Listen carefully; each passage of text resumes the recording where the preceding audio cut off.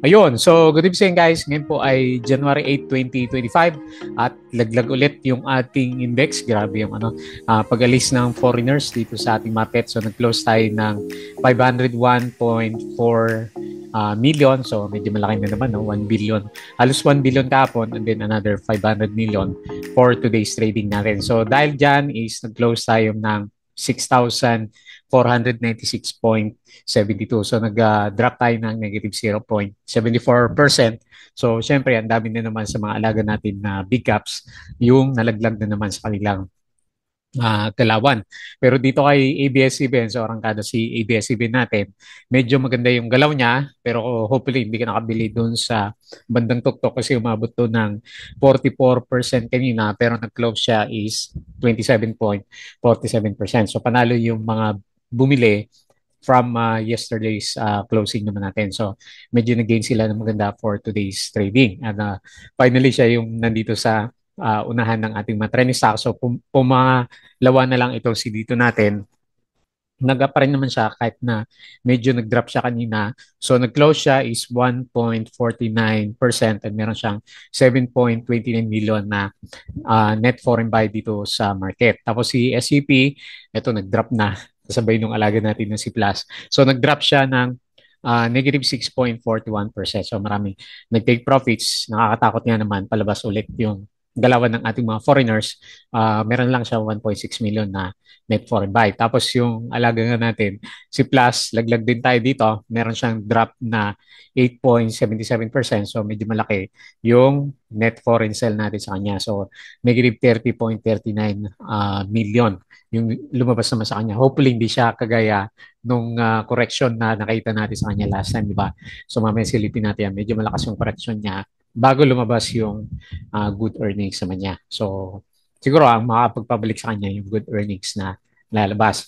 Okay, and then si now natin, after umangkada big tapon, so nag-post muna, negative 2.82% and meron siyang 18.76K net foreign buy. Tapos, syempre, galawang telco, at nag-up siya ng 4.08%. So gumalaw si GMA 7 natin. Okay? So laglag yung mga laga natin na blue chips pero marami pa rin gumagalaw dito sa mga trending stocks natin. So disclaimer pa rin guys sa mga bago sa channel natin as usual. Yung ating review is for educational purposes lang. So wag mong gagamitin to as a reason para mag-buy, mag-sell or hold ng stocks. Meron kasing risk na involved sa market. Due diligence na lang po ako ng stocks yung gusto mong bilhin. And then follow mo po ako dito sa ating social media, dito sa ating Palabra Trader na YouTube channel. Subscribe ka lang para updated ka sa mga reviews natin. Or kung gusto mo, is-join ka dito sa ating pinaka-trading community naman. So check mo lang po yan at yan, medyo mahina na yung ating trending stocks review kasi pababa yung galawan po ng ating market. Company reviews, wala tayong bago dyan.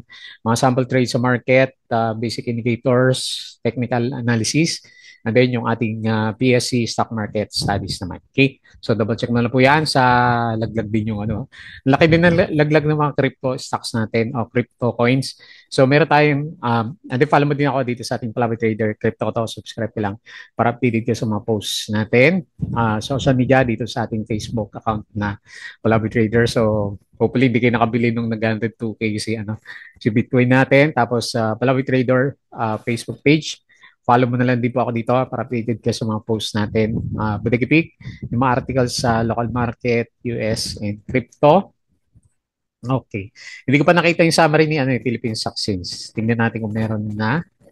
So, papasok na si Donald Trump. Tingnan natin kung may magandang epekto sa market natin. Kasi hanggang ngayon, di ba, parang wait and see yung galawan sa local markets. Okay, wala pa yata. Puro ABS. Puro ABCB yung nakita natin dito. Post natin to para makita natin yung summary ng ating mga stocks.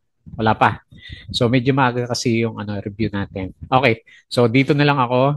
Meron yata summary si Instagrams natin. Okay. So the PSE continues downward after yesterday's first loss of the year. So malaki nga yung drop natin kapon following gains from a 3-day rally. So this is after December inflation rate of 2.9%, which was slightly higher than expected. So umakyat siya from, kung tandaan nyo, 2.9% tama ba ako? 2.5% yung huli natin na inflation. So nag-close tayo 6,496.72 and negative 0.74% yung pinaka-closing po natin. Okay? So foreign funds sold, BPI, Metrobank, PSB Security Bank, ASEAN, Meralco, Manila Water, DNL, MI, RFM, AC, Aboitiz, AGI, DMC, Ali, daming laglag, DMW, Philrich, FLI, MEG, TEL, ATI, ICT, Bloom, PHR, at saka C+. Foreign funds bought sa BDO, CBC, PNB, SLF, FGen, FPH, SCC, CMTF, FCG, Costco, LTG, Aritz, Crate, Double Dragon, Merimart, MRC, Emirates, Globe Converge, at saka si Dito. Okay. So, ang daming balita ni ABS-CBN. HB 11252 was filed last January 7 seeking to grant ABS a 25-year franchise to construct yung kanyang TV operation. So, tingnan natin kung magkaroon niya ng positive news. And syempre, yun yung pag-uusapan natin for the coming week siguro kasi matagal din yan, di ba? Bago magkaroon siya ng approval o kung ma-approve ulit si ABS-CBN natin. Exis Corporate SEC after. So, meron siyang increase in authorized capital stock. Okay. So, gumalaw si XE Nag-drop ba to kanina? Parang nag-drop. ABS-CBN, so ang target price is 6 pesos para kay Phil Stocks. So meron pa siyang upside na, ilan ba yan? 25%, 20% from 5.06 na closing niya kahapon naman. Okay? So meron tayong corporate stories. ABS House Ways and Means Panel Chairperson Joey Salceda files bill granting ABS-CBN franchise to contract install operate nga yung kanyang natanggal na franchise last time. Nickel Asia is engaged in discussion with Japanese partner. Artalan announced that it will redeem the first tranche of its ASEAN green bonds. FLI successfully completed the payment of its 10-year fixed rate bonds. NextGen has raised its stake in subsidiary Solar Power Agri Rural Communities and Globe. Okay, ano bang catalyst ni Globe? Pumitik to eh. GCash has partnered with Ria Money Transfer to enable Filipinos abroad to send remittance directly to GCash. Ayan. So, very good to sa amin na nagtatrabaho sa Malaysia kasi meron kami mga, doon ako nagpapatuloy sa Ria Money ako nagpapadala kapag gusto mong padala sa Pilipinas. So, pwede na pala GCash, no? Ang pwede kay Ria is, sa ngayon is bank transfer lang muna. So, magandang news to para sa mga OFW. Pero ito si Ria, ano to eh, across, alam ko Southeast Asia, si Ria Money. Okay, so good para sa amin na OFW. Globe has launched the first truly operational private 5G network. So, pwede yan, catalyst din. Nickel engages third party on valuation of CBNC blocks to Sumitomo. So, magbibenta siya. And then, SMPH Prime plans to issue fixed rate bonds worth up to 20 billion pesos, pero hindi gumagalaw. Sibulan Master earns Great Place to Work certification. Okay, maganda palang trabaho sa CLI. Jollibee bought 70% of Moonmoon. Oil price gain on Tuesday. GCash partner with Ria Money Transfer. So, galing no, director na siya. So, Philippine inflation rise to 2.9%. Ayan. So, negative news para sa Philippine stocks natin. Okay? So, share buyback, URC Costco. Dami natin balita ngayon ha. Tapos yung galawan sa US market, kung nagtitrade kayo kapon is laglagan siya. So hopefully meron tayong bounce for today's trading natin. Laglag yung mga laga ko na AI stock sa US market. Okay, so guys, yung ating Patreon channel, yung mga gusto ng guide sa trading sa Philippine markets, sali lang po kayo dito. So paki-double check na lang yung ating pinaka-Patreon channel naman. Okay, so punta tayo sa charting. Dami natin balita. Habang ng ano ko doon, mga na-post. Okay, so 6.8, di ba? Tapos 6.3. Mukhang double bottom ang ano usapan natin dito sa Philippine market. So nasa bear side pa rin tayo. So nauntog na, medyo obvious na medyo bearish yung galawan ng market natin kasi below RSI 50, pataas pa rin naman yung MACD pero may negative sign yung itsura ng index. So ano ba to? parang double bottom nga yung ano, yung gustong gawin ni Philippine Stock Exchange. Kasi bakit ganyan yung iniisip natin sa kanya? Hanggang ngayon kasi, January, di ba? Hanggang ngayon, actually negative tayo sa net foreign buying. So, for net foreign sell, 1 billion, halos 1 billion yung lumabas kahapon, and then another 500 million for today's trading natin. So, no choice kundi yung mahalaga natin na blue chips, magstay muna dito sa bandang baba, and then ganito yung projection natin sa kanya for the coming few days. So very bad, pero ganyan talaga yung gustong putahan ng ating markets. Okay? So since ganyan yung galawan, hindi ko na-post yung ano yung summary ng mga blue chips, pero makita natin dito na um, marami sa kanila is laglag. So BPI minus 1.95, ICP minus 0.75, SM magbi-breakdown na naman minus 1.4, Metrobank minus 1, SMPH, nako, all-time low. So, ayan, magdo-double check na siya. Minus 2.3%, Ayala Corporation, ganun din. Minus 2.89, URC, minus 2.9. Si Globe, okay, umakit si Globe. Umakit siya ng 5%, pero siya lang naman. Yung malakas yung upside. Si PLDT nag-up ng 0.31, Meralco 0.25, si Bloom, nagugukay na naman si Bloom natin. Minus 3.84%, Pure Gold nag-drop na yung ano yung support minus 2.84, ASN nag-drop ulit. So ganun din parang index minus 2.99%. GGS nag-ukay na naman minus 3.81%. So marami sa mga big caps laglag pa rin sila. Okay. So punta tayo dito sa mga winners. Okay. So puro ABS-CBN at saka Telco yung pinag-uusapan ngayon dito sa market natin. So ABS-CBN 33%. Ito yung kanyang preferred shares. So nag-up ng 33 si Lopez, ABS stocks din. So meron siyang 27.78%, lalaki ng galawan. ABS mismo nag-up ng 27.7, pero okay, hopefully walang na-trap doon sa bandang 7. Sino pa? Si Lotto, makit din. Ano meron dito kay Lotto? 25.54%. Tapos si Bright Kindle, 17%. Marami din palang ano, pinitik na mga small caps na stocks. Tapos si sino pa? RCI, 5.7. Okay. So, ganoon ito yung mga susunod. Globe, 5%. GMA 7, di ba? Sumabay na rin, 4.08. MRC, nag-bounce, 3.7. Sino pa? Dami nang makita. Pero mga blue chips yung ano, mga bumagsak. Okay. So punta tayo sa mga drop. Yung may volume, si Plus. Okay. So na-break na yung support, minus 8.7. SCP, minus 6%. Magre-retest na sa support. Merimart, mahina talaga si Merimart. Minus 6. Vitarich, minus 5. Dami, no? Apollo, minus 5. Drop ulit. Alter, minus 5. Ang laki ng drop niya, no? Alter kanina, si Blue, minus 3. GGS, minus 3. Ani, minus 3. Macro Asia, minus 3. Nagpo-pullback yung mga alaga natin. FCG, minus 3. Ang dami, no? SSI, minus 3% din. Dami na laglag pala ngayon. Fruit, minus 3. ASEN, halos 3%. Okay, ang dami. Ang dami laglag sa mga stocks natin. Okay? So, very bad yung sentiment ni Philippine Stocks Exchange. Okay, ganyan na lang muna yung ano, yung tingin natin sa kanya. Medyo bearish muna yung summary natin sa kanya. Okay, so tingin tayo dito sa US. Parang wala, no? Meron ba sila?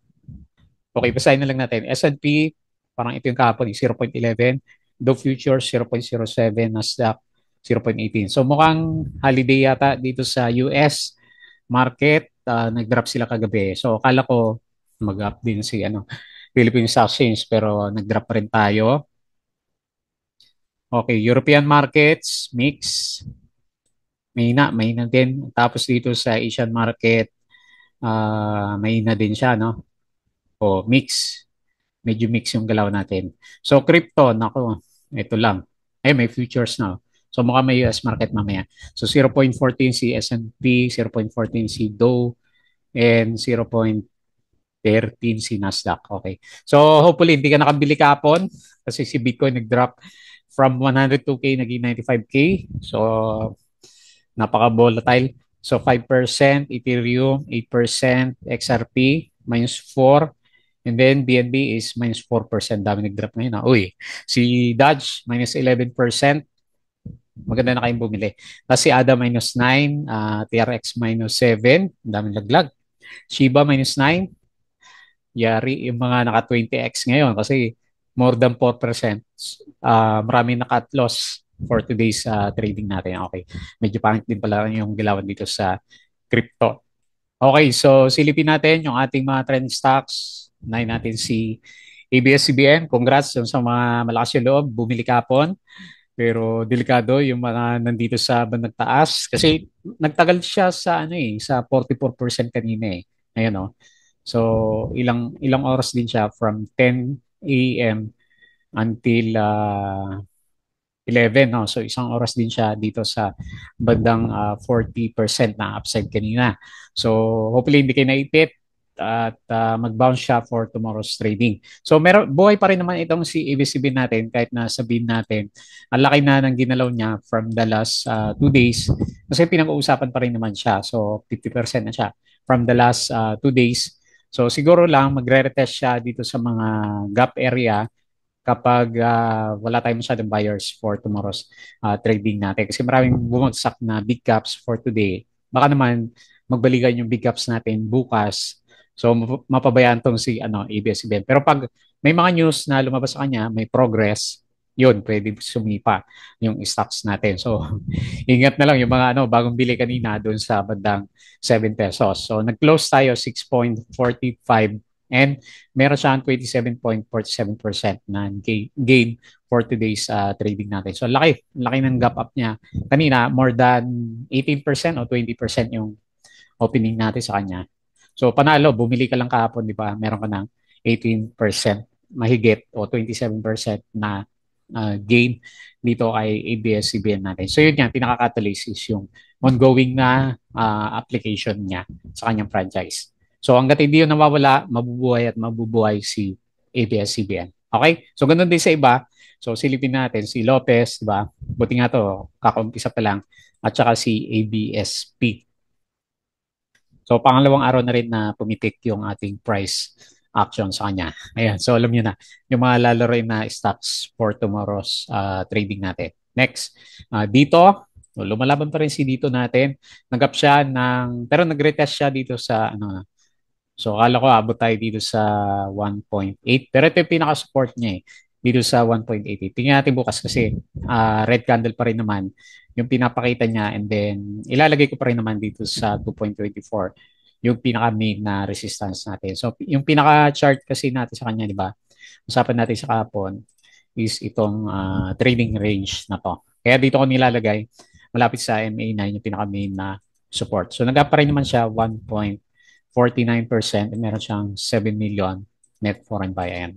Medyo nabuhay ng konti yung price action natin kay dito. Ayan. So buhay pa rin yung trend na pinapakita naman niya. So siguro kung magsawa sila kay ABS-CBN, pwede pa rin magbalikan kay dito yung mga traders natin sa kanya. Okay? So meron pa rin naman net foreign buy and yung iba ng profit taking na dito kay SCP natin, lakas ng drop niya, no? Pinaka-support is dito sa 10.5. Lakas ng drop, no? 30%. Pero ito yung pinaka-trend niya, di ba?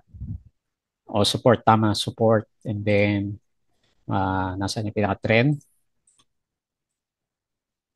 Medyo lumusot sa trend natin, no? Ito yung previous na, trading channel ni, SCP natin. Tingnan natin kung babalik siya dito sa bandang loob kasi medyo malakas yung profit taking para kay SCP. So hopefully magkaroon na siya ng doji for the coming few days.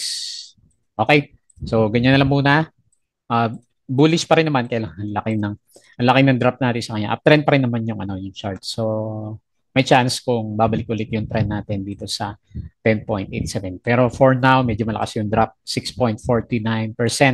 Yung meron tayong 1.6 million na net foreign buy. Okay, next, plus. Okay, mga ka-plus, time to take profits na yata dito kay plus natin.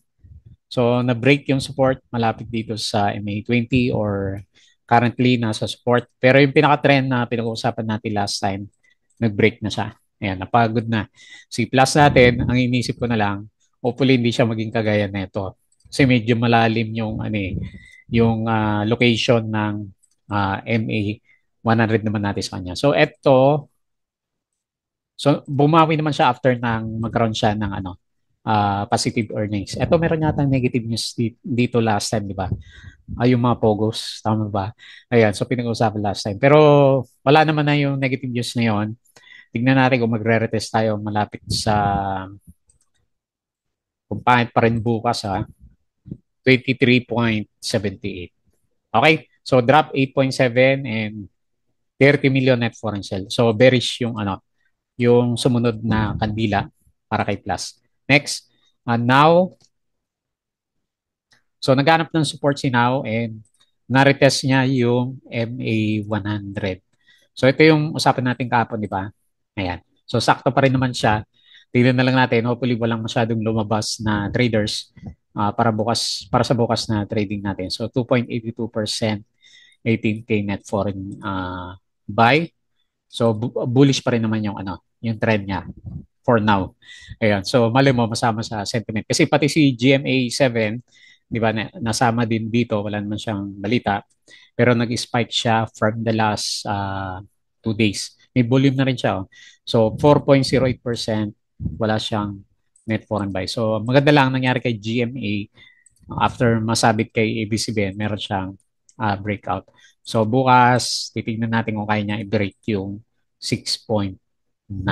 Kasi lumabas, medyo bullish na rin siya kasi yung RSI umakyat na sa 50 level naman natin. Okay? So balik tayo sa PSE. So medyo bearish yung projection natin for the coming few days. Hopefully bumalik na yung foreigners. Wala pa rin eh. So mga ka-blue chips, wala tayong magagawa kundi antayin talaga na bumalik yung foreigners muna. Okay po. So yun lang muna yung ating review for today. As usual, please don't forget to subscribe dito sa ating Klawi Trader na YouTube channel. Crypto Ko To, follow mo na lang. And then follow mo lang po ako dito sa ating Facebook account, Facebook page, Butiki Pig, Twitter, and Patreon sa mga gusto ng guide sa trading. Sali lang po kayo dito. Okay? So yun lang. Maraming salamat. Kita po ulit tayo bukas.